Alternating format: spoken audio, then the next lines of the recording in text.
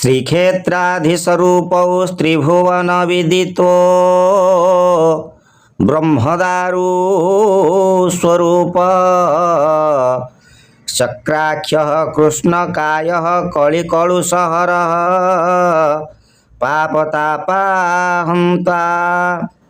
विश्वावसोर्चितोऽयं करपदरहितः श्रीजगन्नाथदेव आगत्यात्राधिवासः दुरितमघहरः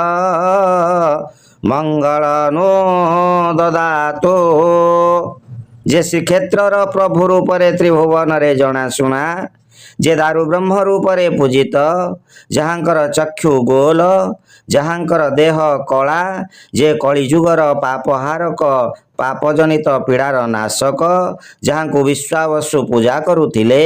जहाँकर हाथ गोड़ नाही जे संसार प्रभु एठाको से आसी रहंतु आम्भमानकर दुख पाप को नष्ट करी एही नूतन वर्ष रे आमर चलापथ को सुगम करि दियंतु।